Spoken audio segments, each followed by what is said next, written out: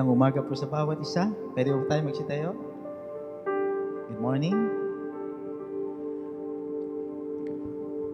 Basahin ko lang po sa Psalms 86 verse 9 and 10. Sabi niya, all the nations you have made shall come and worship before you, O Lord, and shall glorify your name.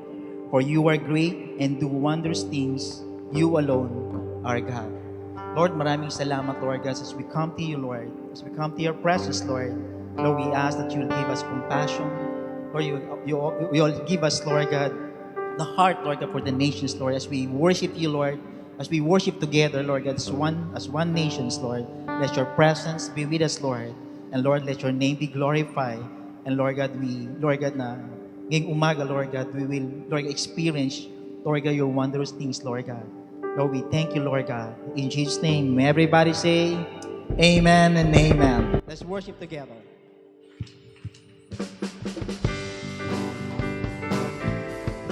Sige po, malaya tayo ipalakpak ang ating mga kamay. Let's celebrate, for this is the day that the Lord has made. We will rejoice and be glad in it. Yeah. It's your voice I hear resounding. You were calling out my name. It's your heart that I hear beating, and your love I will proclaim. To the nations, generations, let me be your hands and feet. For your kingdom, for your glory, I lay down my everything. Jesus, we are here now. Fill us with your love, fill us with your love. Jesus, you are with us. Send us in your name, send us in your name.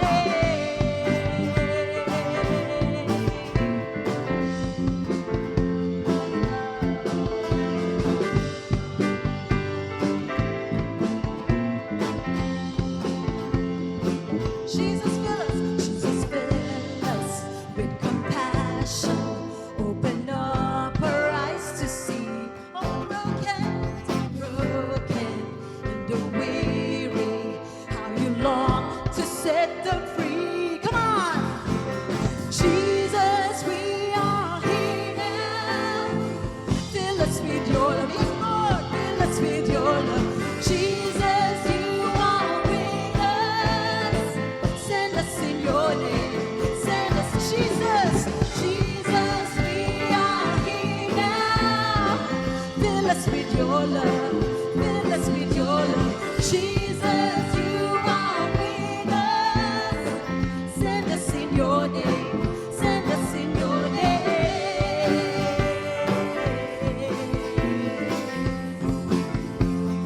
Yes, Lord.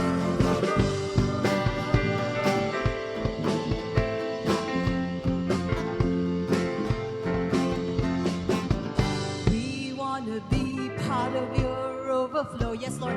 We want to be part of your overflow. We want to be part of your overflow. Overflow. We want to be part. We want to be part of your overflow. We want to be part of your overflow. We want to be part of your overflow. Overflow. We want to see your glory fall. We want to see your glory fall. We want to see your glory fall. Yes, Jesus, glory fall. We want to see your glory fall. We want to see your glory fall. We want to see your glory fall. Glory fall. Jesus, Jesus, we are here now. Fill us with your love. Fill us with your love. Jesus, you are with us. Send us in your name. Send us, Jesus, Jesus, we are here now. Fill us with your love. Fill us with your love. Jesus, you are with us. Send us in your name.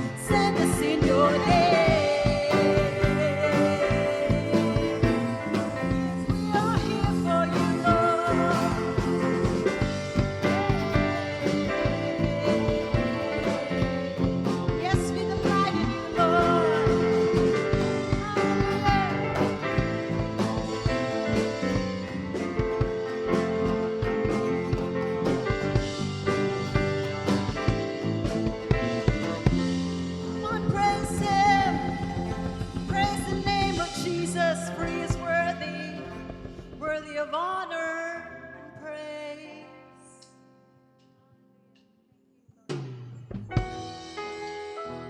Yes, Lord, indeed, all the praises, the honor, the worship, Lord, belongs to you. Teach our hearts to love you with all of our heart, soul, mind, and strength, Lord God. Today we worship you, O Lord, and we thank you for all the goodness in your life. We worship you.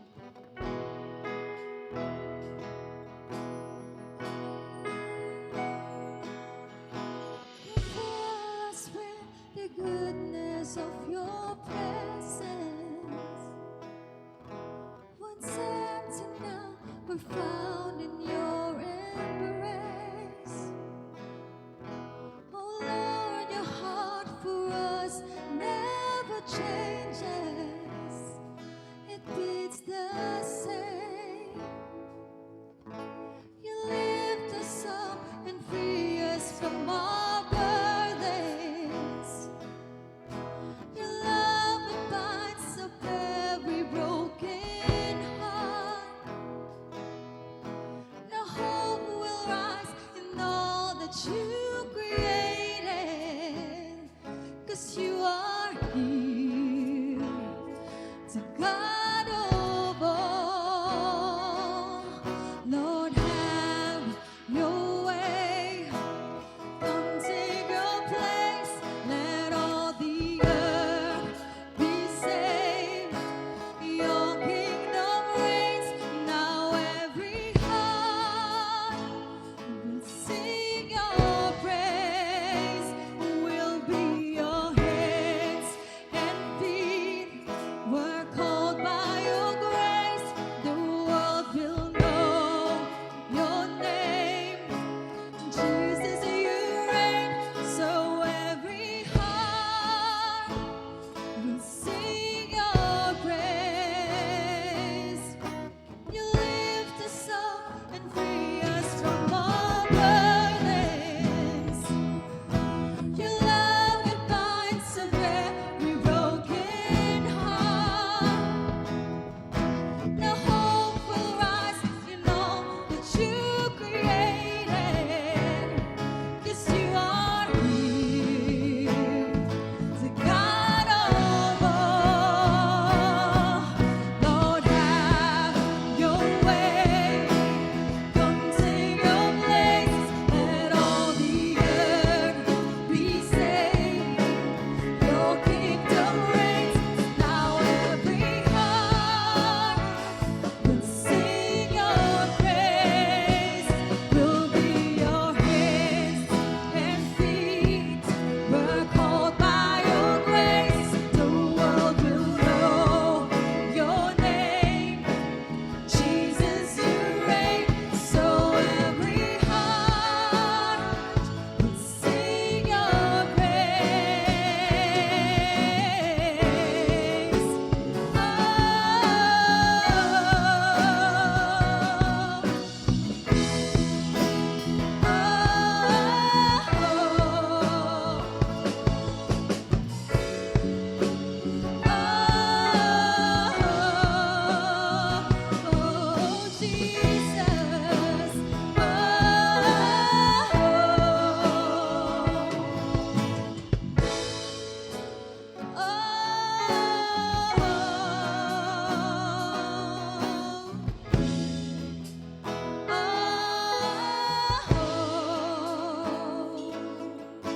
You drive away your fears and give us courage. Empowered by your spirit, by your strength. Proclaim to every place that you have risen. Yes, you will obey. We will obey. We won't delay. We will obey. We won't delay. We will obey. We won't delay. Lord, have your way. Come take your place. Let all the earth be saved.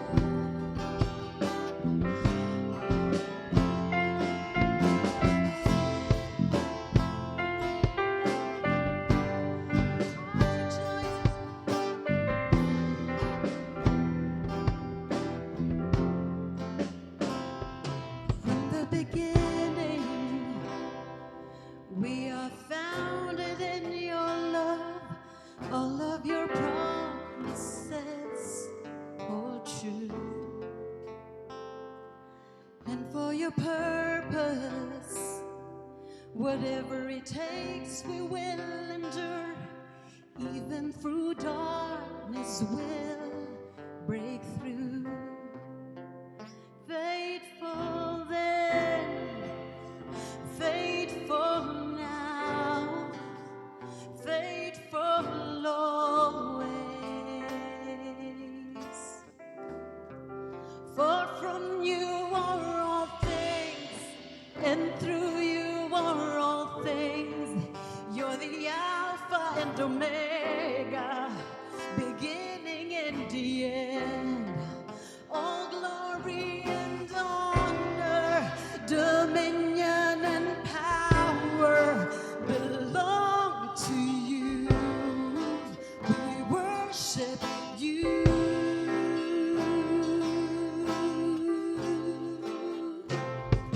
Through every season, Lord, you give and take away, but by your grace we'll persevere. So we will trust you, so we will trust you, knowing that you are in control. Lord, I know you are sovereign still. Faithful then you are, faithful now, oh Lord, faithful always.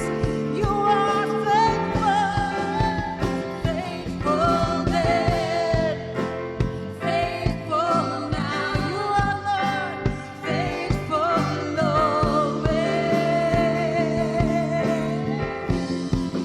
For from you are all things, and through you are all things. You're the Alpha and Omega, beginning and the end.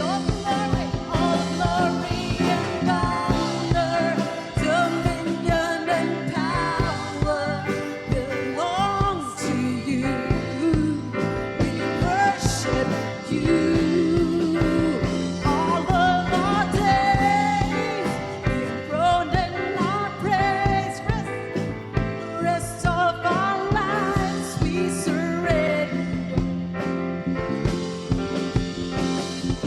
Your ways, forever, always, we will glorify your name. All of our days, enthroned in our praise, rest of our lives we surrender. We will remember your ways, forever, always. We will glorify your name. All of our days, be enthroned in our praise. The rest of our lives we surrender. Yes, Lord. You are good, Lord. You are faithful. Great are you, Lord. Glorify your name.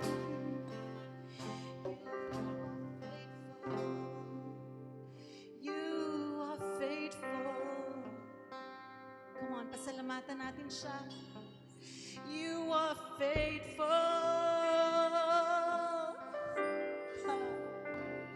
And we give you our worship. We give you our praise, for you deserve all this, Lord. Our hearts say hallelujah, hallelujah. In your own words, come on, let us worship him. Let us lift him up and glorify his name, for he is great and greatly to be praised. Hallelujah.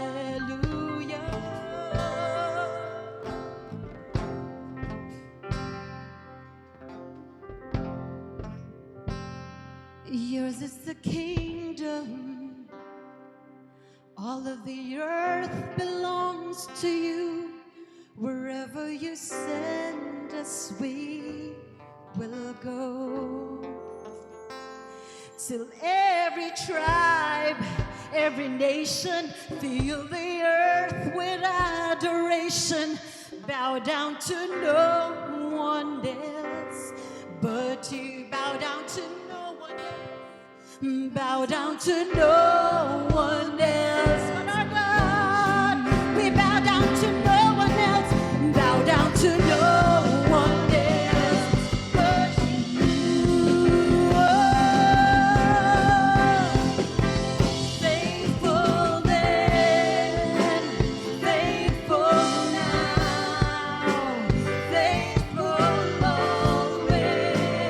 Yes, you are faithful, faithful then, faithful now, faithful always. Oh, for from you are all things, and through you are all things. You're the Alpha and Omega, beginning and the end. All glory and honor, dominion and power belong to you. We worship you, for from you are all things, and through you are all things. You're the Alpha and Omega, beginning and the end. All glory and honor, dominion and power belong to you. We worship you.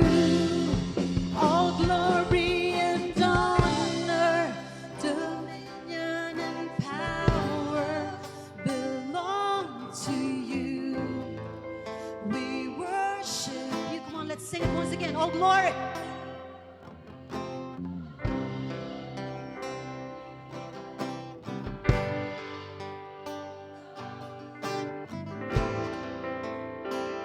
Worship you. All glory. All glory and honor, dominion and power belong to you, Lord. We worship you. Hallelujah. Can we clap our hands to God? Thank you. Psalms 22:27, verse 20 until 28 in NIV. All the ends of the earth will remember and turn to the Lord, and all the families of the nations will bow down before Him. For dominion belongs to the Lord, and He rules over the nation. I want to zero in remember. Every time na may mga pinagdadaanan tayo, hardship, troubles, let's remember Him. Let's remember that He is faithful. Let's remember Him that is just. Let's remember all the works that He has done for us 2,000 years ago. Amen. And we believe that these nations, God will remember us. Ano man yung nation pinagdadaanan natin, may naririnig tayo. May napapanood tayo. But let's pray to God. Lord, remember us. Remember our family. Remember these nations. Because You rules this nation. Amen. Can we lift our hands to God as a sign of surrender? Lord, we surrender everything to You, Lord. Lord, maraming salamat, Lord, dahil Ikaw ay dakila. Dahil Ikaw ay tapat, Lord, noon at ngayon at magpakailanman, Lord. Hindi Mo kami pinabayaan. Naalala Mo kami, Lord, sa lahat ng bagay na pinagdadaanan namin, Lord. And Lord, we continue to ask that You will always remember us, Lord God. Continue us, Lord God. Lord, I pray that You will continue to heal us. Lord, our hearts, our soul, our mind, even physical body, Lord. Lord, kung may mga pinagdadaan itong mga kapatid ko, Lord God, they need healing. Lord, I pray for Your healing to be upon them, Lord. Lord, I pray that You're going to work with them, Lord God. Let Your hands, Lord God, touch them, Lord. Lord, fill them with Your presence, Lord God. Fill them with Your power, Lord. Lord, right now, remember them, Lord. Remember us, Lord God. Lord, all glory and honor, Lord, belongs to You, Lord. In Jesus' name. Everybody say, Amen and Amen. Right. Magandang umaga. Okay, good morning. So pwede ba lingunan mo yung katabi mo, sabihin mo, ang gwapo mo at ang ganda-ganda mo ngayong umagang ito. You're handsome today. You look beautiful today. Alright, so if you're first time or second time, so always we are here for two things, to honor God and make disciples. So just to encourage you in giving, in Deuteronomy 7 and 9, sabi niya in ASMD, isipin ninyo na ang Panginoon na inyong Diyos ay isang Diyos. Matapat siya at tinutupad niya ang kanyang kasunduan hanggang sa mga saninlahi na mga nagmamahal sa Kanya at sumusunod sa Kanyang mga utos. Next week, we will celebrate God's faithfulness for 40 years. Okay, amen? So, God's faithfulness for 40 years. 1984 in Lucena, in 1991, almost 37 years of God's faithfulness. God provide for us. Amen. From the beginning hanggang ngayon, God provide for us. This church will be continue in advancing for another 40 years for the next generation because God is faithful. The same thing with us as we continue to give. Okay, God is faithful. God will provide. Okay, God will gonna bless you. Ano man yung business, maybe you have your business. So therefore, God will provide for everything. So you work, you're asking, Lord, kailan yung promotion? Okay? God is faithful. God will remember you. God will promote you. Amen. So meron po tayo diyang envelope. You can put your tithes and offerings. So manalangin lang po. Lord, maraming salamat, Lord, sa katapatan na pinagkaloob mo sa amin, Lord. Dalangin namin, Lord, sa patuloy namin pagbibigay sa inyong kaharian, Lord. Pagpalain mo, Lord, ang aming trabaho, ang aming pamilya, ang aming business, Lord, dahil alam namin na ikaw ay tapat noon, ngayon at magpakailanman. Lord, maraming salamat sa pagmamahal na pinagkaloob mo sa amin, Lord. Sa pagbibigay namin together, Lord, let us, Lord God, your presence be with us, Lord God. And Lord, as we continue to worship you, Lord, dalangin namin, Lord God, that you will be with us, Lord God. In Jesus' name, everybody say, Amen.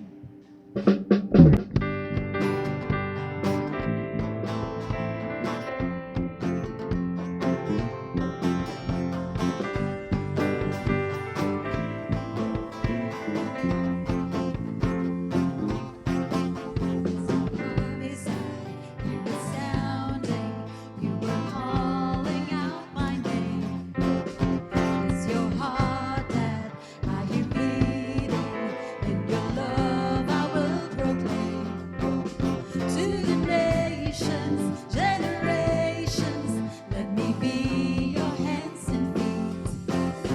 For your kingdom, for your glory, I lay down my everything. Jesus, we are here now. Fill us with your love, fill us with your love. Jesus, you are with us. Send us in your name, send us in your name. Jesus, we are here now. Fill us with your love, fill us with your love. Jesus, you are with us. Send us in your name, send us in your name.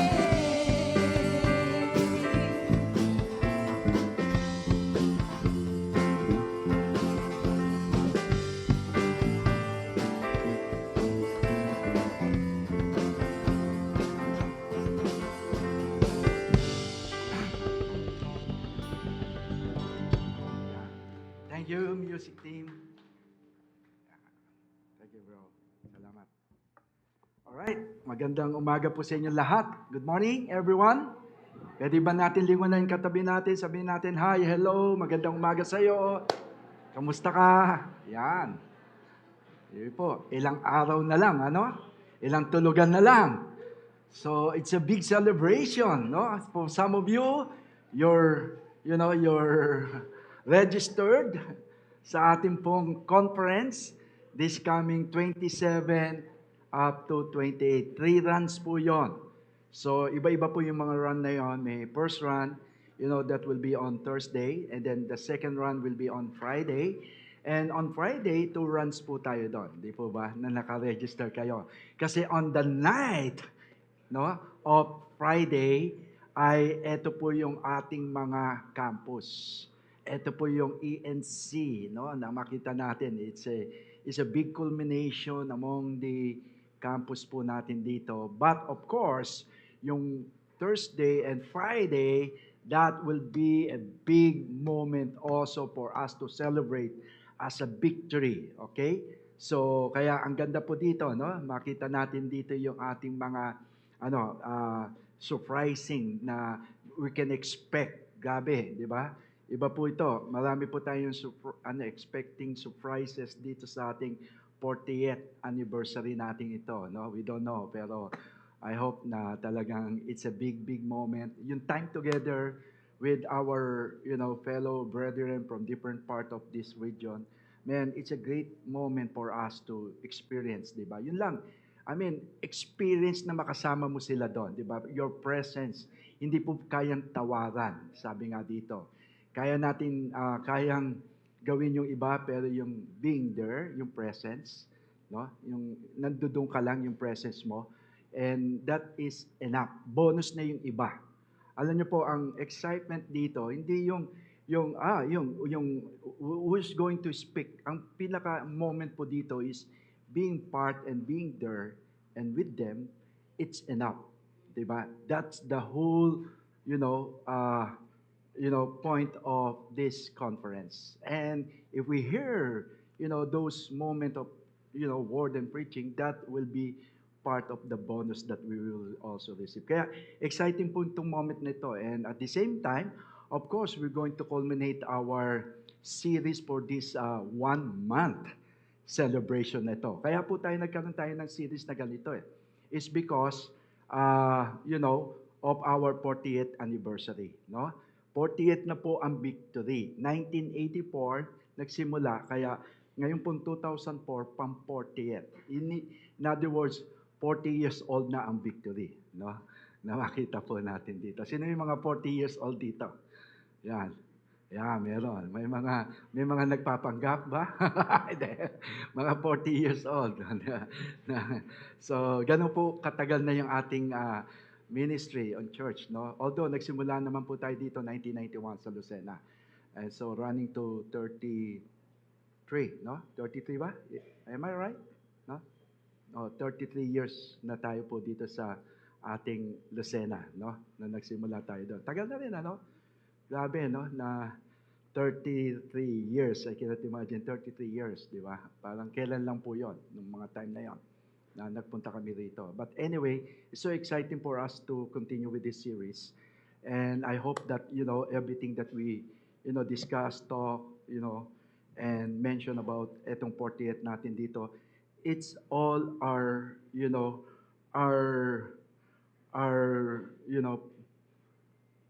our culture, our values, and even most likely the mission na makita po natin. That's why, if you will notice that I mentioned to you early on of this week 1 natin dito, why we came up honoring God, di po ba? It's because Pastor Steve received from God during then, in just a piece of napkin, and he wrote it, our, vision, honor God and make disciples. That's it, di ba? It capitalized all that we're doing today throughout 40 years. Could you imagine? Yung ginagawa po natin dito, yung po yung nandoon, sinasaad, nakalahad, no, doon sa ating vision. Honor God and make disciples. Kaya for 40 years, yun lang po yung ginawa natin. Now, aside of course, di ba, may mga iba, pero main thing that we're doing is about honoring God and make disciples. Kaya that is the prime motive why we do what we do in the ministry, because we want to honor God. Diba? That is our, week 1 that we discuss. And then, of course, after that, the Lord gave us the mandate. And it so happened that part of the mandate that God gave us, it's part of our vision. Could you imagine? The mandate that God gave us, it's so happened that it's also our vision. And what is that vision? Make disciples. That's the mandate. When you look at it in Matthew 28, later on natin bubuksan po yan. Yung Matthew chapter 28, it capitalized the Great Commission. Na it means to say, Jesus Himself, di ba, mandated all believers. Now, all believers. Tatandaan po natin, pag sinabing all believers, then and now. So, wala pong pinagkaiba yun. Diba? Every time and then you open your Bible and read Matthew 28, it's pertaining also to you. It's implied tayo po lahat. Kaya nakita po natin dito, yung honor God and make disciples is somehow the Great Commission that Jesus mentioned to His disciples then. And that's why we are just continuing, no, the history of the church way back then during that time of the book of Acts. You see? So makita po natin it's a continuation. And partly, ito po yung maganda dito kasi God gave us the inheritance. Very specific and very significant yung binigay niya sa atin dito. And that is the campus. Kaya makita po natin dito, part ng ating mission statement is the campus ministry. That's why we are not youth ministry. It's a campus ministry. There's a difference between the youth and the campus ministry. Kasi when we say campus, it means there's something movement that is going on and still happening inside the campus. Yun po yung ibig sabihin dito. Kaya maliwanag po, nung nagpumunta po kami dito, nagsimula po kami ng church planting, no? The first thing that we, target, no, is the campus. So, yun po yung pinasok natin. Kaya nung time na pumasok po kami sa campus, yun po yung time na nakita natin, nagsimula yung church.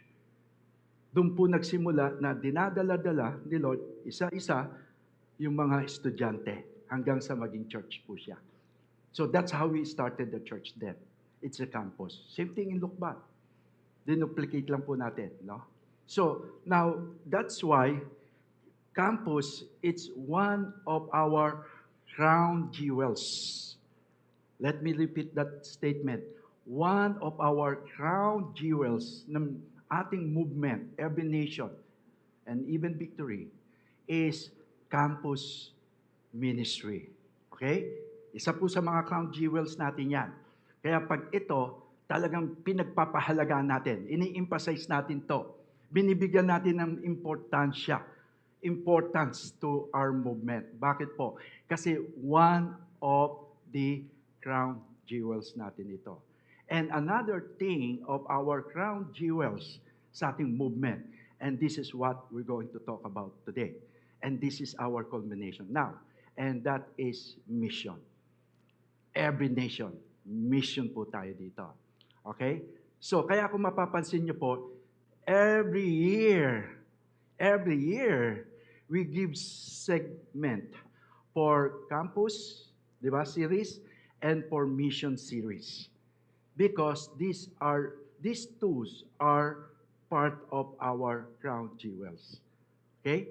So, ito pong dalawang to, kaya kung mapapansin nyo, every year, di ba? Every year, hindi po pwedeng hindi makasama itong campus series at mission series. Although ito po, hindi tayo nasa mission series. Hindi rin tayo nasa campus series etong 40th anniversary natin.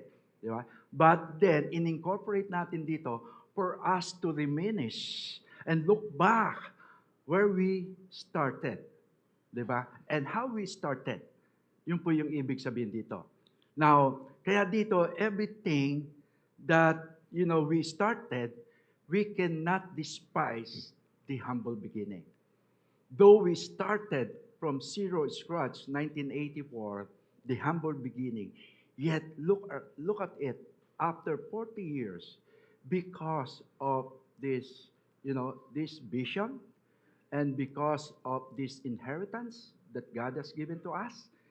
And, the songs that we sang a while ago, that it was mentioned, faithful then, faithful now, and faithful always. Look at that. After 40 years, when God started our ministry, in the heart of University Belt, wherein there's a lot of students, right? Now, the Lord brought those harvests of students. And partly those students being outreached, being raised, and being, evangelized, they became, significant in our nation to be deployed in different places. And many of them, of course, they became a pastors, missionaries, and church planters. And that's the very reason, you see here how God so faithful then, 1984, and now, 2024, still faithful now, and then we will still expect another 40 years that God will be always faithful. Come on now. Di ba? Kung faithful siya noon, faithful siya ngayon, faithful pa rin siya after 40 years again. Right? Come on. Di ba? So makita po natin yung katapatan ng Lord. Yung po yung makikita natin dito that how God so faithful ever since you called us into this vision. Right? Kaya kung mapapansin nyo po na bakit gano'n na lang tayo? Bakit tayo na kahit na sirang plaka po kami dito na mapapakinggan nyo pa ulit-ulit kasi we will not deviate and we will not, divert, for whatever favorite subject that we're going to discuss here. We will stick. Kumisan po, kami din. Sino po bang hindi nauumay? Pero this is the heart and the core of our ministry. Na ibig sabihin, pag ito yung pinaka-heart mo, ito yung pinaka-core mo, na ibig sabihin, kahit pa ulit-ulit, sirang plaka ka dyan. Pero you know what? Kasi you're passing on to next generation. That we hope that this segment of what God gave us, the vision, and the call for our campus ministry will not be, deviate from another, ministries that is not particular to the vision and the call of God for us as a victory. Kaya ito lang po na sinasabi natin. Para bang habilin, para bang laging sinasabi, anak, ito gagawin mo, anak, ito gagawin mo, anak, ito gagawin mo. Yung po, parang ganun din po tayo sa victory. Na always that we never invented another will. Kaya tayo, pag what we're doing as, raised being a pastors is for the longest years. I've been here for 33 now. Know what I did? I not created or invented another will. But I just follow what already existed. Sabi nga dito. And what I did is, and what I need to do is to just align. Nakita niyo po? Align to the vision, align to the mission, align to the culture, the values that we have. So alignment lang po. Alam niyo po, for the past 30 years, I've been here in Lucena. It's alignment. Alignment to our mission, values, and culture. Alam niyo po kasi madaling mag-segue.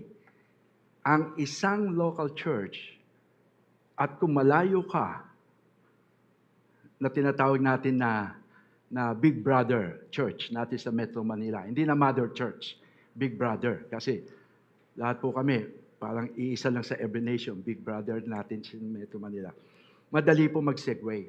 But honestly, alignment, it's so important. Kaya po natin ina-align bawat isa sa atin dito. Minsan nakakasawa sa inyo, palagay ko, mission na naman, discipleship na naman, di ba? Parang gano'n. Pero wala po tayong gagawin talaga eh. Alam niyo, pag binasa niyo yung Bible, man, I just want you to know, if you're reading the Bible, when you read the Genesis up to Revelation, what will that book imply to all of us? It's about the mission. It's the mission. And when you go to the New Testament, It's the mandate of the Great Commission. Make disciples. You see? So, pag tinignan natin dito from Genesis, when God called Abraham, He called him for the mission. Now, listen, mission po ang pinapaano kay Abraham. Pagdating natin sa New Testament, Jesus implied making disciples, the Great Commission. You see? Kaya pag tinignan niyo po dito sa Bible, na it's same way. Pag binasa mo ng binasa to, now, nag-iiba lang siya ng istorya, character, pero it talks about the mission. And it talks about the mandate of the Great Commission. You see that? So, kung very keen to observe with the Bible, it's the same thing. Yun po yung sinasaad nitong Bible nito. Wala na po itong ibang ano na to. Kaya itong tema po natin dito, next 40 years and beyond, same thing pa rin yung gagawin natin dito. Change the world. Sabi mo, change the world. And the mission continues. Yun ang gagawin natin, di ba? So why every nation? Buksan po natin sa Psalm 67. Psalm 67. Tayo po tayo. At babasa tayo dito ng ilang talata. Psalm 67. Sabi dito, verse 1. May God be gracious to us and bless us and make His face to shine upon us. Parang benediction, di po ba?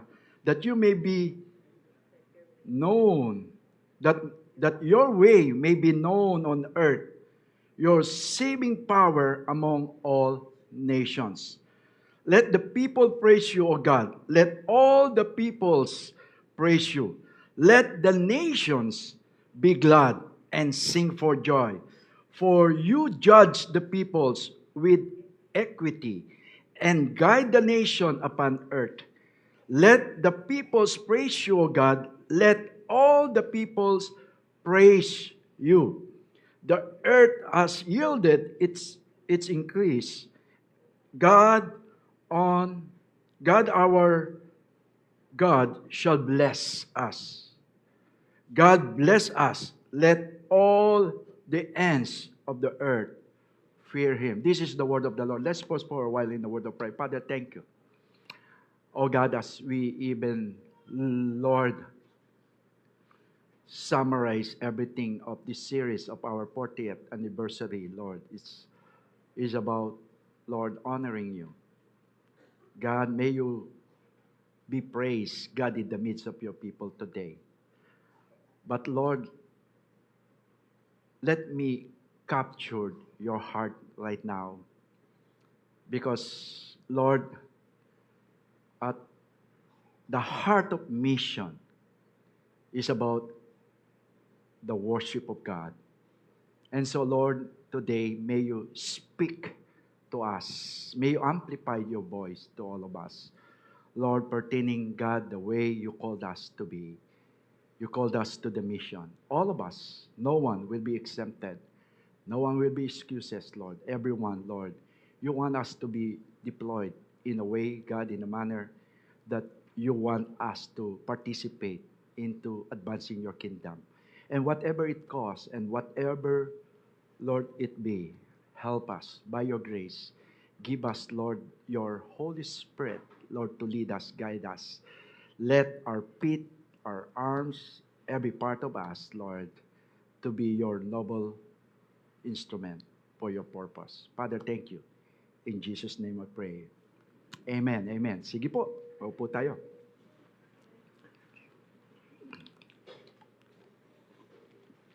Now, dito po sa binasa natin dito, that, Psalm 67 that we read, now we find the purpose of God's blessing, di ba? But this purpose for all the peoples to know salvation. Now, I want you to understand with this, and it's what makes Psalm 67 one of the foundational scriptures. One of the foundational scriptures as the biblical basis of missions. Kaya pag tinignan niyo po yung 67, that's one of the, biblical foundation of missions, sabi nga dito. And it's a glorious missions song. Ito pong Psalm 67 na makita natin. And it's about blessing that draw attention to the sovereign lordship of God. Now, kaya pag tinignan po natin yung Psalm na to, it's rooted in both the Abrahamic covenant of Genesis chapter 12 that I mentioned to you a while ago, and at the same time, yung Aaronic blessing of Numbers 6, di ba? Parang benediction po, yung blessing na makita natin dito. So it's both Abrahamic covenant and Aaronic blessing, di ba? Parang pag sinabi po natin Aaronic, Aaronic, si Aaron po to, Aaronic blessing, it's all about, benediction. And now, why is it important for us to go? Now, kasi it's about the mission. And why is it important for us to go and preach the gospel to the nations? Di ba? Now, when we say that, because of the mandate. Again, I will repeat my statement a while ago, because of the mandate of the Lord Jesus Christ. When you look at the mandate of the Lord Jesus Christ, very implied po, why we need and why is it important for us, to go and preach the gospel to the nations. Kasi it capitalizes lahat po dito. Pag tinignan mo sa Matthew chapter 28, sabi po dito, and Jesus came and said to them, all authority in heaven and on earth has been given to me. Then verse 19, therefore, parang therefore yan go. Di ba? Sabi niya dito, go therefore. Now, it's implied that this statement is command. Command. Hindi po something that you will consider as an option or suggestion. It is a command. So, if it is a command, expecting that every believers, every people of God, every Christian, sino po dito mga believers? Sino po dito mga Kristiyano? Taas sa kamay. Come on, wave your hands. Be proud of that you are Christian. Come on now, yeah? So, if we are all Christian today, if we are all believers today, and if we are all disciples of Christ today, therefore, this statement in verse 19 is implied to all of us. Sa atin po to lahat to. Meaning to say, we have to go, therefore, and make disciples of all nations. Di ba? Kaya sabi ko dito, bakit importante para sa atin to go and preach the gospel to the nation? Because in verse 19, it is implied that we have to go and preach the gospel and make disciples to all the nations. Right? Baptizing them in the name of the Father, the Son, of the Holy Spirit. Nakita natin segment in verse 20, teaching them to observe. That we are not just reaching them for the sake of reaching them, but make sure, teaching them to observe all that I have commanded you, and behold, I am with you always to the end of the age. This is the promise and the condition at the same time. The promise is, no matter what, the Lord will be with us to the ends of the age na makita natin dito. So, meaning, our Lord Jesus has commanded His disciples. And that is also us. Now, He commanded His disciples to go into all, where? World. Sabi mo, world. And preach the gospel to whom? To all creation. Kaya yung sinabi doon sa Mark 16:15, wala dyan, na, and He said to them, go into all the world, sabi dito, and proclaim the gospel to the whole creation. Yan po yung pagkasaad doon sa Mark 16, verse 15. To all creation. It means to say, expected that every believers, every people of God will proclaim the gospel to the whole creation.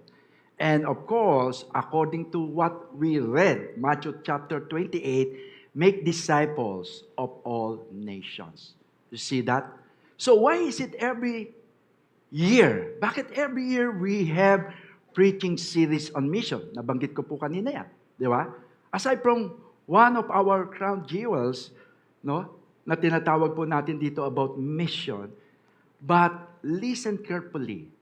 What's good when you put an statement in your church, in your institution, in your organization, and yet you don't follow with it? So it's useless. And if that statement is just only, only just for reading at all, and just for people to see that statement, wow, it's good that you have mission statement, faith statement. Di ba kung minsan meron tayong ganyan sa school, may mga statement. Kaya lang ang point dito, is it real? It's happening. Di ba? Minsan kasi madali tayong maglagay ng mga statement para sounds good. Di ba? Galing, ganda. Pero yet, is it real? Is it happening? This is the very reason why every year, taon-taon, meron tayong preaching series on mission because of our statement. Di ba? And the mission statement of every nation states here, sabi dito, we exist, what? To honor God by establishing Christ-centered, Spirit-empowered, socially responsible churches, and campus ministry in every nation. Kaya mapapansin niyo po, now, we have a discussion with Pastor Steve, with the member of the RLT then, and then, we have a discussion about how do we start church planting. Are we going to start in the campus? Let's look for the campus first before we start the church planting and become a church, or community. Although it was emphasized, one put in the community, one put in the campus. Now, Pastor Steve he clear about it, about how you're going to start. It doesn't matter if you're going to start in the community, as long as the end goal of your church planting mode will be campus. We cannot afford to exist as part of every nation and victory that we are not fulfilling, the mandate or the campus. Meaning to say, victory cannot exist as just community. Okay? We can reach community. It's just one foot. But the main part is there is another foot, which is the campus. Kaya every time and then, there is a victory. This is one thing that we always emphasize to all victory churches existing. And in fact, last meeting namin sa RLT, sa San Mateo, the other 2 weeks yata yun. No? Now, it was mentioned there by Pastor Jeng Aguinaldo, whose church not yet have a campus missionary. So, talagang namomonitor sino yung wala pang campus missionary. Get the point? Because we are so particular with the mission. And part of the mission, it's the campus na ginagawa natin. In every nation po yan na makita. Every nation, bakit po tayo merong mission statement? Kasi every nation, nakatalaga po sa atin dito, every nation. Sabi mo, every nation. So, hanggat may nation, meron mission. Hello? Di ba? Nakita nyo? Alam nyo bakit hindi pa bumabalik din si Lord? Kasi alam ni Lord na meron pang ibang bansa na kailangan ma-reach out. May mga tao pa dapat ma-reach out. We should not be too selfish. Lord, bumalik ka na. Di ba?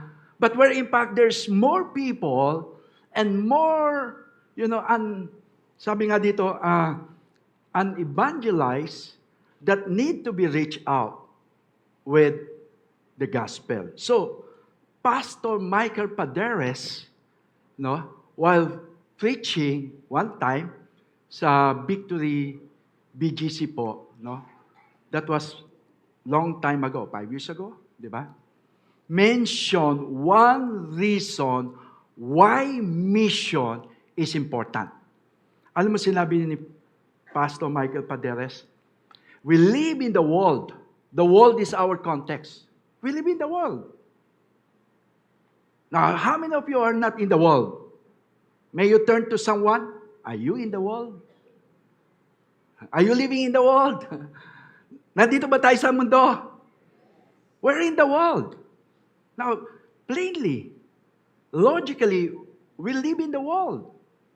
And the world is our context. Sabi niya. And the world around us affects us. Whatever happens to other nations and regions will affect how we live. You see that? Now, let's see. Yung mga, wag na tayo lumayo, yung mga kaganapan from Ukraine and Russia war. Remember how we have been affected? Right? In terms of now, di ba, yung inflation because the oil, right, na makita natin dito, importer of goods, oil and rice, di ba, na makita natin, because of that. And even Middle East conflict, nakita natin. It's not just them, but the nation will be affected. And yung pagbubuli na lang ng China versus Philippines in West Philippine Sea and other Asian nations na makita natin. And the Philippines is a major importer. It's a major importer of goods like oil and rice, di ba? And price hikes, due to global event. Kaya nagtataasan can lead to inflation. And could you imagine squeezing household budgets? Nahirapan tayo sa mga pagbabudget. And there are 2.33 million Filipinos working abroad. Could you imagine? So, whenever there is a war, whenever there is a conflict or economic crisis in countries with, large OFW populations, it can lead to job losses. Kaya nakita niyo naapektuhan yung mga OFW natin. And decreased remittances, yung pinadadala nila sa atin dito. And impacting families in the Philippines. Now, you see the effect? The global? Kaya we cannot think of local. Tayo, local tayo, pero ang mindset natin, ang thinking natin is global. Di ba? When they say local, it's been global. Hindi lang po tayo local status dito. That's why itong Psalm 67 na binasa natin dito is a mission psalm. Mission psalms to that highlights God's desires for all nations to know and worship Him. Let me repeat that word. Ito pong Psalm 67 na binasa natin dito is mission psalm to. Na-highlights dito yung desires ni God for all nations to know and worship Him. Na makita po natin dito. And I want you to know, God's people are called to know Him and make Him known, right? In all nations of the earth. Hindi lang po sa backyard natin, kundi as much possible. Later on, we can expand for more. That's why this prayer and desire of the psalmist, na sumulat nito, continued beyond the Old Testament into the New Testament. Why? When Jesus came to save us. Kaya it's not per se in the Old Testament, but also, sabi nga dito, extend even into the New Testament. And it even continues today to us who have heard the gospel, na napakinggan natin yung gospel, and are called to fulfill God's mission. So we have a part to play. Sabi mo sa katabi mo, you have a part to play. Okay? God is not calling you just to sit down with your pew, but God is calling you to a mission. Hello? Di ba? And so that the world can know and fear God. Now listen.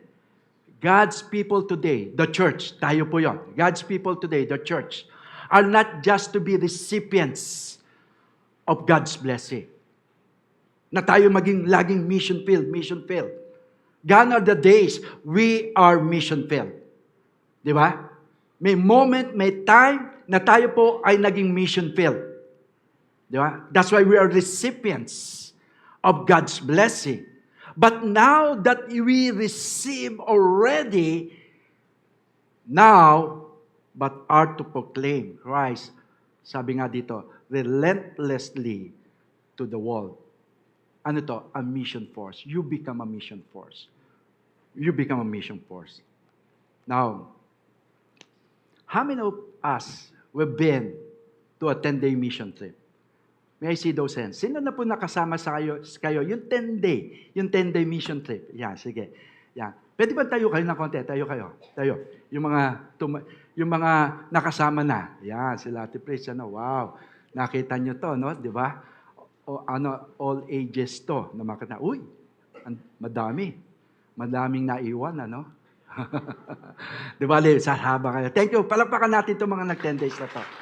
Alam nyo po, now, alam mo, yung pagte-10 days po dito, walang pinipili. Kasi, you know, I started to expose one of my kids, Jet, when he was 11 years old. He joined with me, 2012. He joined with me, 11 years old. He was 11 years old then. Aggressive, willing to go with me. So, dalawa lang po kami pumunta. Naiwan po yung iba. At naiwan din yung wife ko. Kaming dalawa lang. No. Nag-Cambodia po kami, 10 days. You know what happened then? Grabe, I'm not expecting. Kala ko, burden ko to, beating ko to, 11 years old eh. Pero alam nyo, I was surprised. Even Doc Dem, sabi niya, oh bro, please don't send him back sa Manila. No? Kuhanin ko na yung passport niya, stay na siya dito. Diba? Kasi, naging ano siya, na-minister niya yung mga high schools doon, na-reach out niya, siya doon sa mga high schools, and he was so effective then. Nakasama ko siya noon 2012, but don't you know, today, 2024, mag-isa na lang siya pupunta 10 day. At ngayon sa Panama siya, this coming August.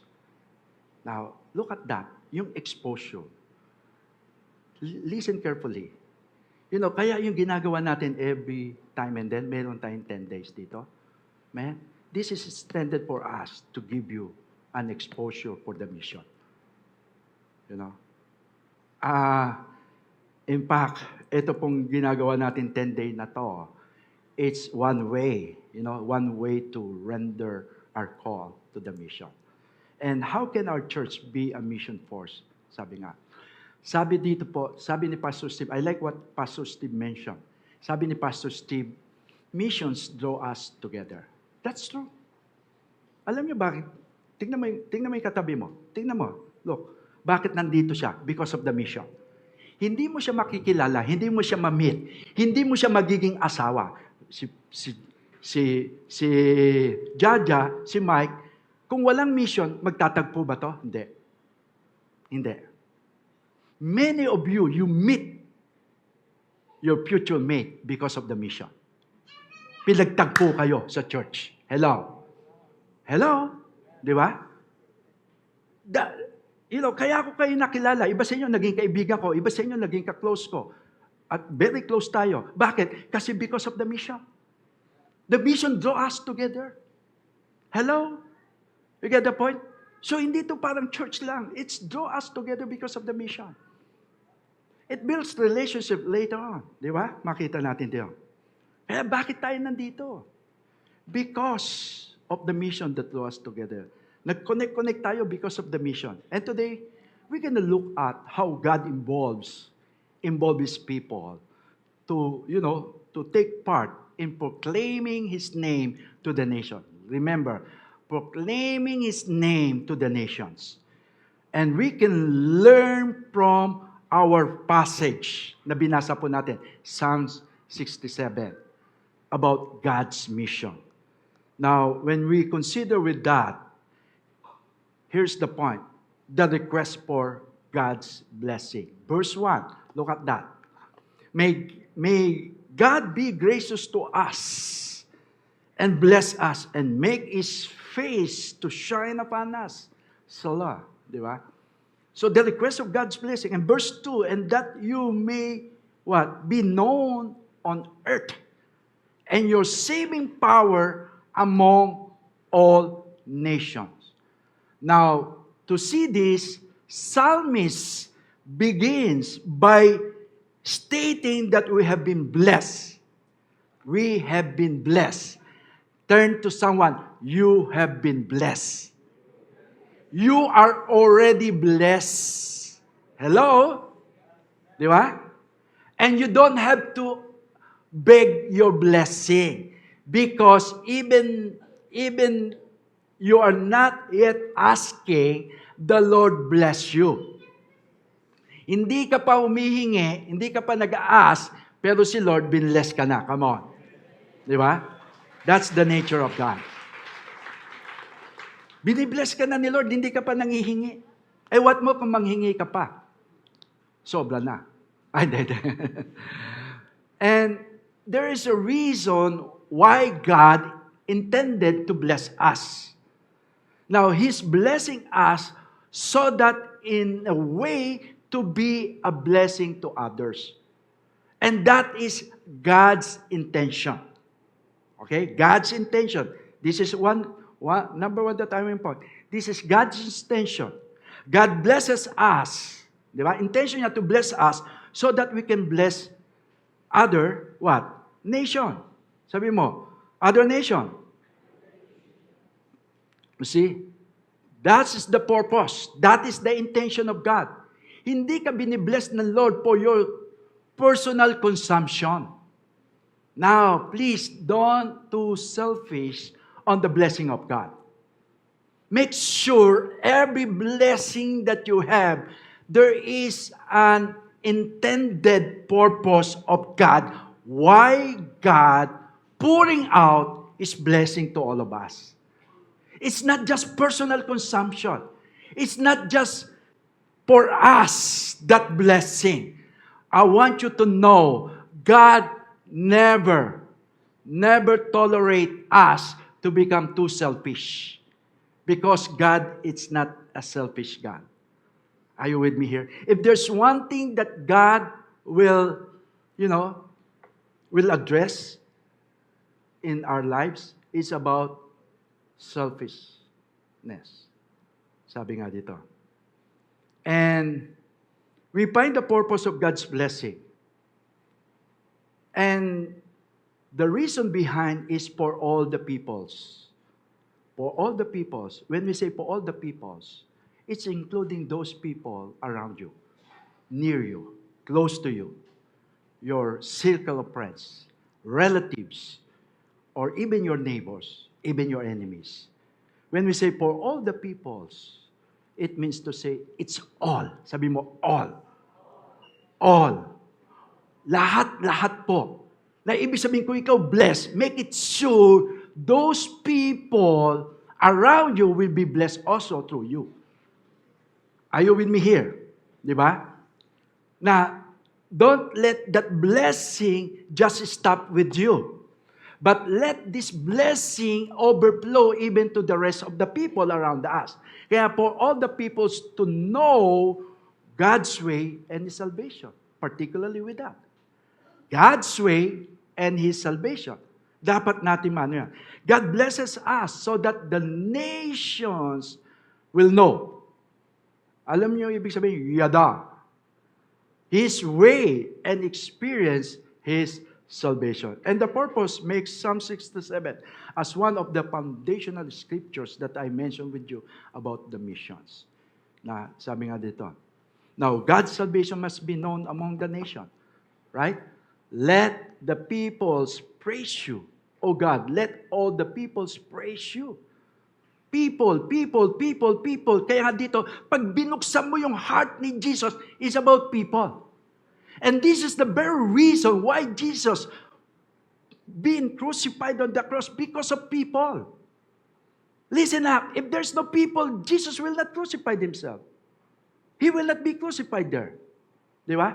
But because there's a people, People that long for salvation. People that long to know Him. And please extend your life and the blessing that we receive.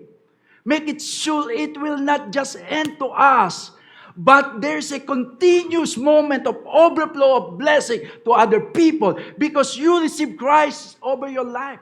We receive Christ over our life, and we cannot attain and we cannot afford that Jesus will stock in us all the blessing. But I want you to know, to begin with, open your mind and your heart and align your heart and your mind to the heart of Jesus. And every time you align your motives, you align your dreams, you align your desires, and let your desires, His desires, listen up. You will begin to realize, I'm not born for myself. And I'm not exist for myself. There's a reason behind and purpose why God allowed me to exist. No matter what, I'm exist here with so many questions and even, confusing. Why am I exist? But, at the end of it, the Lord allowed me to exist for a reason. Now, listen up. Some of us, we question our existence. Because some of you, maybe you have quite been abandoned or neglected, overlooked by someone whom you expect to love you. But listen, even though they abandon you, they neglect you, they overlook you, but yet the God of the universe, your Father in heaven, will never ever overlook you, neglect you, and abandon you. And this is why even God Himself showed to us that I will never leave you, nor abandon you, overlook you. I subject myself on the cross just to show how much I love you. But don't stay on your stage. Don't stay on your situation. Oh, I've been neglected. Oh, I've been abandoned. I've been overlooked. And that's what the enemy is trying to do with you. So that you will be blatant, to be condemned, blatant, to be, to self-condemn, di ba? Na makita natin. And receive all the blatant accusation of the enemy. But listen up, enough is enough. Don't let the enemy stay you where you are today if you are stuck because of so many things questioning around in your mind. Why is it ganito nangyari sa akin? Listen up. You are already redeemed by the blood of Jesus Christ. Come on now. We are all redeemed by the blood of Jesus Christ. And no matter what the accusation of the enemy, you are already taken by the Lord to be His people and to be His family. And now, considering that Jesus is your Lord and God is your Father. Amen? Right? Namakita natin dito. That's why Christians have a God-given purpose. Tapikin mong katabi mo, you have a purpose. Diba? God, Christians, if you are Christian, have a given purpose to make Him known. God bless us with a purpose.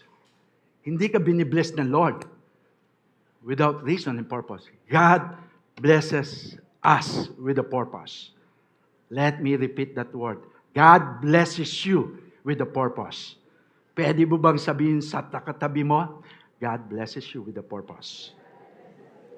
Kaya dito, in whichever field we find ourselves, kahit anong field, whether you're doctor, conductor, di ba? Conductor, di ba? Lahat na lang ng Thor, mighty Thor, di ba? Sabi nga, carpenter, di ba? Engineer, di ba? Teacher, whatever field, sabi nga dito, you find yourself in.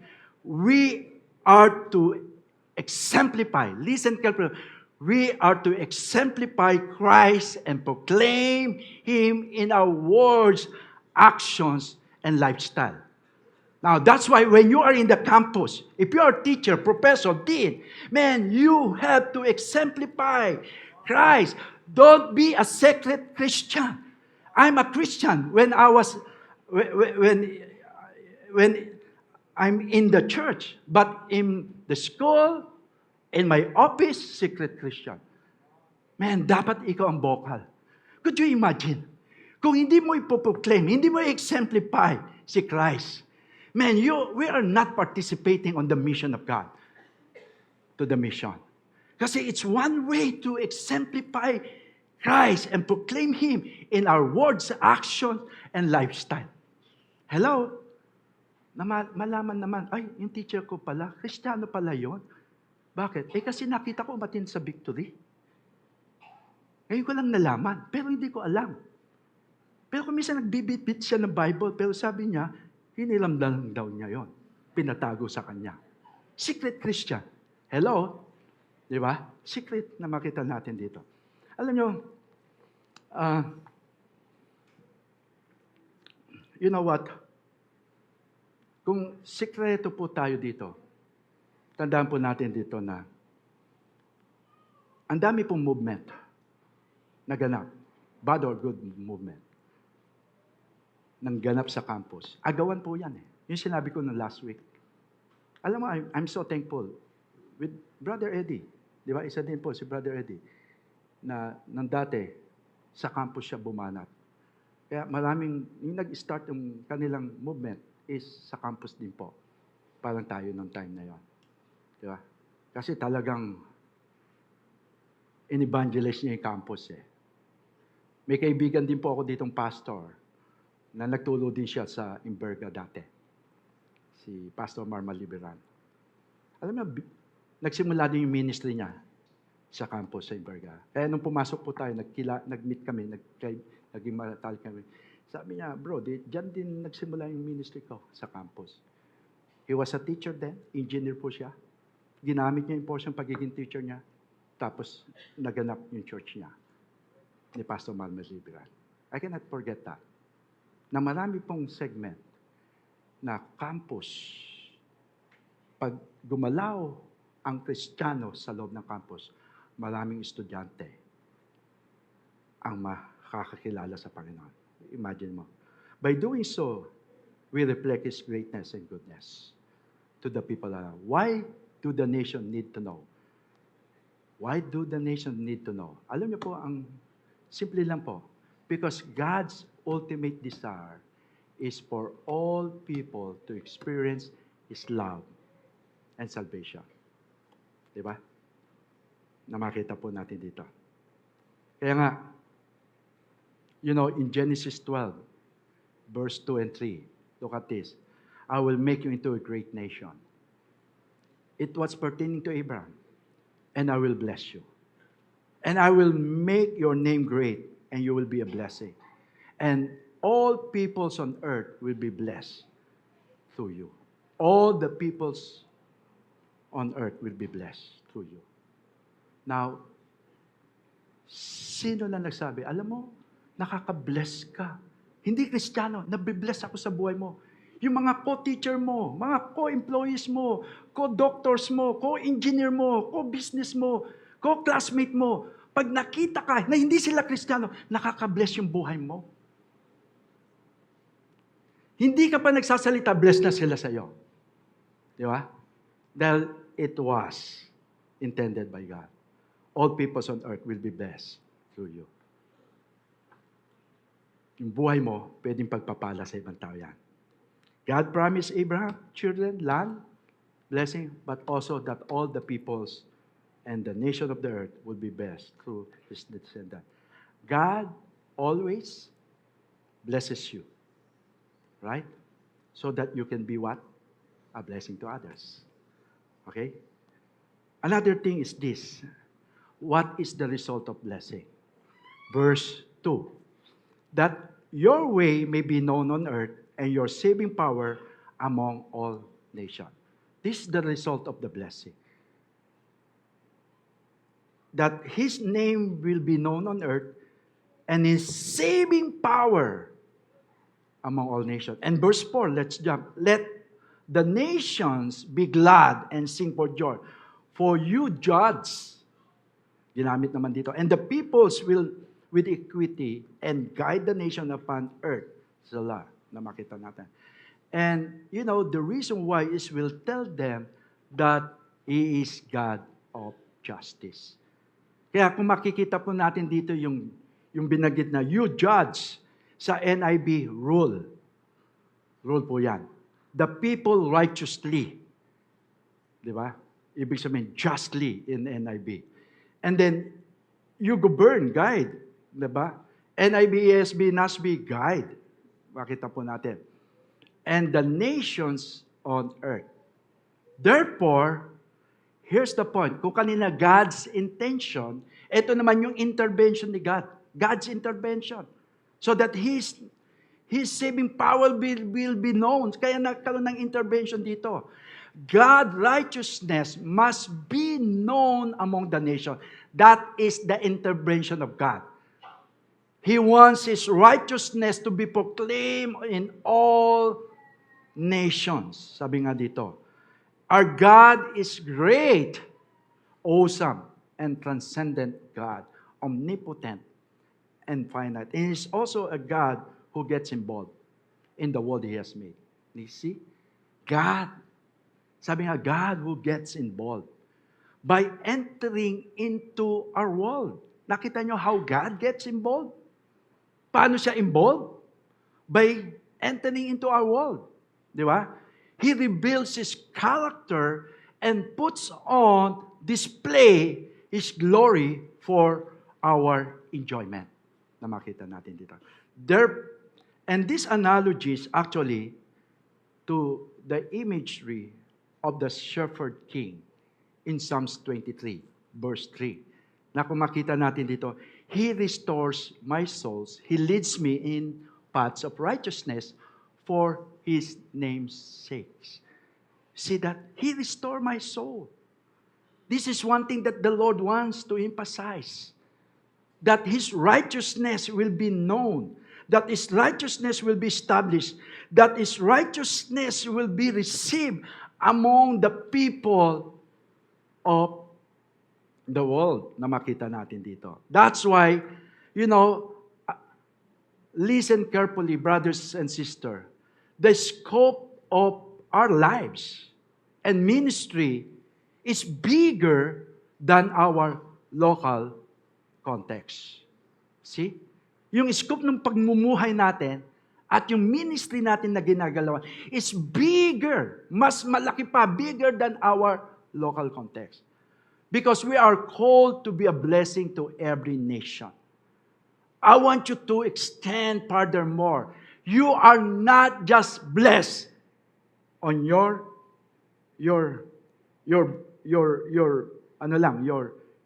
own life, but we are called to be a blessing to every nation, that all people may know and praise God.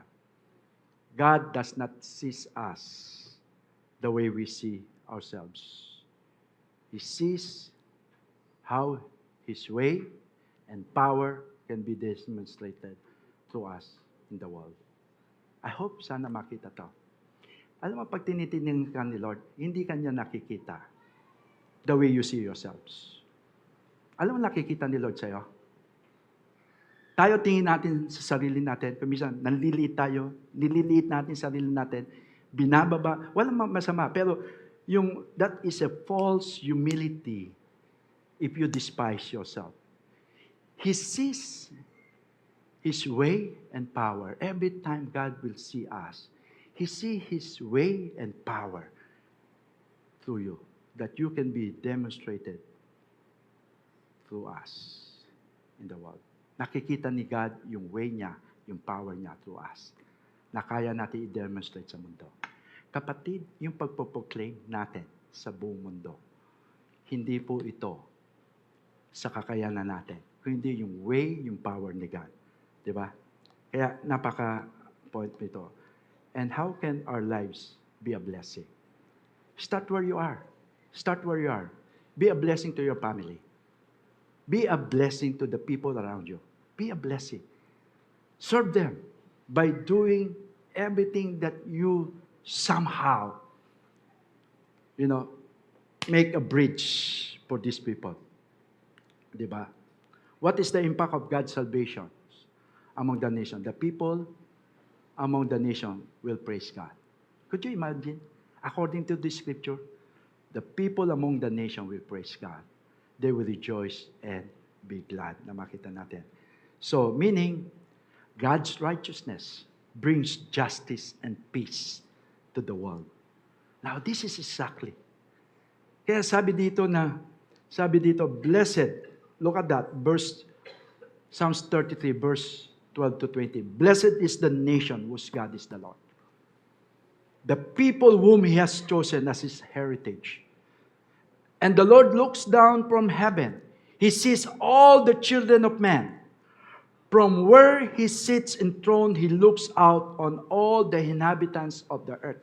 You see that? Nakikita ni Lord lahat-lahat ng galaw ng tao dito sa nilalang ng mundong ito. He who fashions the hearts of them all and observes all their deeds. You see that? Pansin ni God lahat galaw, movement ng tao dito sa mundong ito. Ano yung galaw mo? Anong ginagawa natin? All of that, sabi nga dito. That's why don't be deceived and be ignorant when we look at verse 16. Look at this. That the king is not saved by his great army. Kasi before, if you have great army, during then, you thought that you are saved. And a warrior is not delivered by his great strength. The war horse is a false hope for salvation.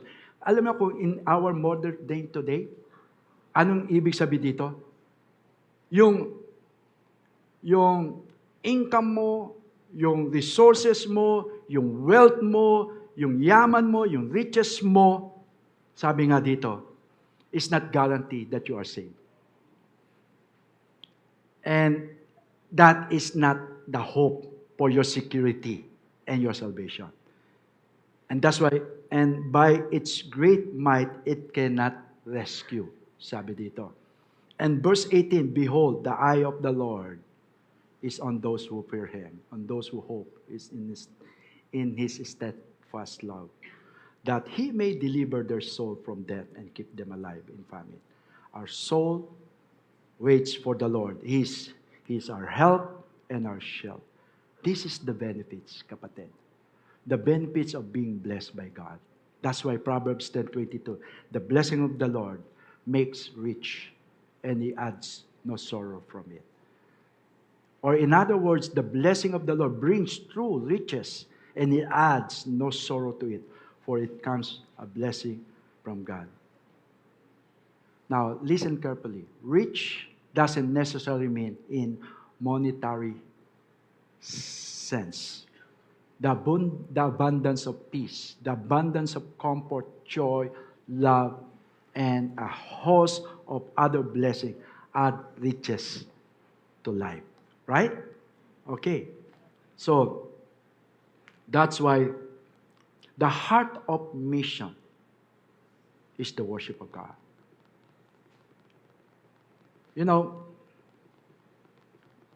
This era brought by Jesus' resurrection, as God's way becomes known on earth, na makita, and in saving power spread to all nations. People will praise and worship Him. John Piper said here, I like this, worship therefore is the fuel and, goal of mission.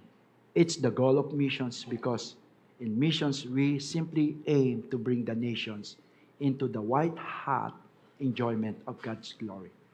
The goal of mission is the gladness of the peoples in the greatness of God. I hope we can capture that moment. Diba? And last but not the least, the responsibility to be a blessing to the nation.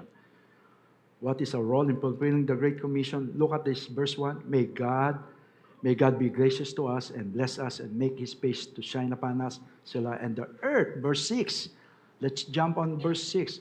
The earth has yielded its increase. God, our God, shall bless us. And verse 7, God shall bless us. Let all the ends of the earth fear Him. In NIV, all the ends of the earth will fear Him. At in Tagalog, na makita po natin dito. Naway pagpalain niyo kami, O Diyos, na aming Diyos, at magkaroon sana ng takot sa inyo ang lahat ng tao sa buong mundo. I hope this will be our moment of motivation and compelling reason. As we participate in missions, God will continue to bless us. Therefore, we are what? Lastly, God's instrument. God's instrument. And as a God's instrument, we can effectively carry out God's mission through collective effort and teamwork. Kaya nakita natin doon sa binasa, it's more on collective. Us. Na makita po natin dito. It means to say, not God bless me, but God bless us. Our moment here, Lord bless us so that we could be a blessing. And as we can see in the scripture, God never intended His people to operate in isolation. He has put His people in communities like this, where we can work together to carry out His purpose and plans for them. Dinala po tayo ng Lord dito together, di ba? To carry out the work. And in spite of all the hostility and division in the world today, God's heart is for people to rejoice in Him. In this fallen world, yes, we are His ambassadors. Ambassador to serve Him. Ambassador to make His name known. Ambassador so that the righteousness will prevail over the nations of the world.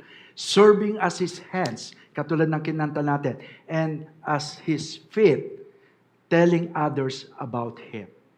We are privileged. Brothers and sisters, we are privileged. Could you imagine, we are all privileged to proclaim Him and see His eternal plans come to pass. I don't know about you, but you know what? Boring ang buhay kung ang tinatahak ng aking buhay kundi yung aking sariling ambition, desire.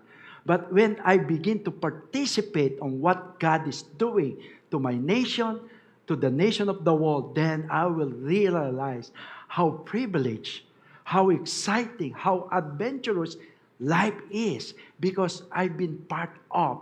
Though I was one of those tiniest, creature of God here on earth, yet I can contribute to the big picture of His kingdom. Could you imagine? We are one of those tiny creatures that God made, yet He put this tiny creature, to create an impact to His kingdom, and that is us. That's why today, I want you to open your mind, your heart.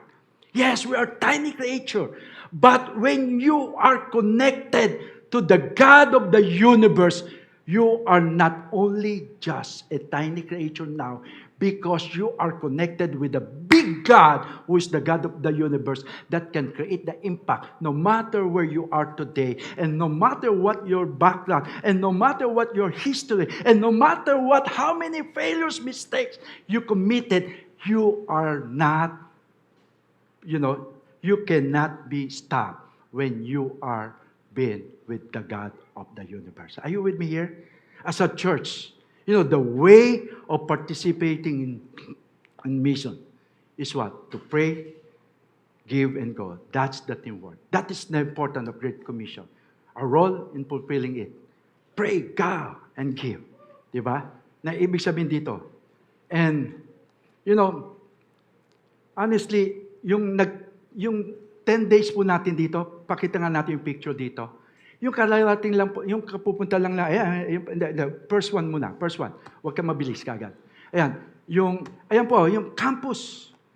Nakita nyo? Nag-outreach po kami sa campus sa Cambodia yan. Ayan, Cambodia po yan. Yan yung mga in-outreach po natin doon sa campus na yan. 10 days po yan. Okay? Pumasok po kami. And then, dyan din ko po mismo yung pinaka-director ng campus na yan. Nag-courtesy call kami sa kanya. Kasi last time, 2012, when I meet him, di ba? Over there, si Grace ang kasama ko po noon. Del Moro. Ito po yung ating 10 days na to. Alam niyo po, may mga 10 days tayo. Kaya nakita natin dito. Look, continue with that. Yan po yung, eto po, kung makikita nyo po closely, nandiyan po yung pastors natin from Cambodia. Local po yan. Kala nyo Pinoy, hindi po. Si Joshua and si Kim, yung katabi po ni Pastor Ron, nasa likod niya, si Tim po yon, no, ng Cambodia. And then yung katabi po ni Pastor Erwin, si Joshua, is the senior pastor of Cambodia na makita natin. Ito po si Grace on the left, siya po naman nasa Battambang siya ngayon ng Cambodia. Di ba? Siya po almost 12 to 13 years now, in Cambodia. Could you imagine? High school. High school po siya nung na-reach out sa Quezon High.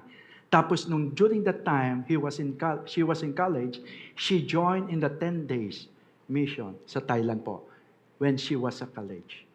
See that? Nakita natin dito. Now, missionary na po natin si Grace Del Moro. No? May mga picture pa ba tayo dyan? Okay.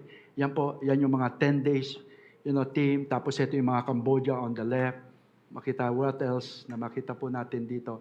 Yan po yung staff ng buong Cambodia na minimit po namin dito. Yung time and moment na yon. And then what else? Next, ito po, ayan yung mga outreach na ginawa nila from other part of the, Cambodia, ministry, no? So, sa another location po yan. So, ito po sila, Julian, ayan.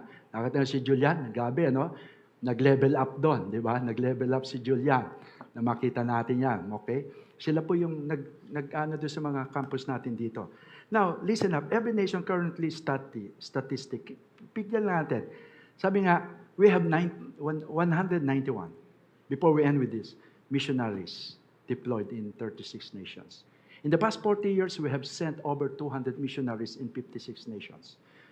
We have sent more than 710 days terms. Partly, kasama na po yung mga nag-10 days dito. And around 6,000 missionaries in 45 nations.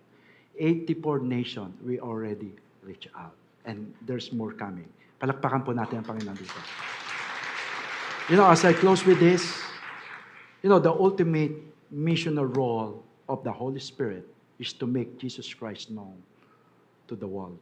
And His saving power through His death and resurrection. This is my challenge for all of you. Can we all stand up, please, as we pray? I want to pray for some of us today. Probably, some of you, whatever participation and can be involved, I hope be open. Be open. If God is calling you to a mission, go ahead, you talk to me. Approach me. Pastor Ed, God is calling me.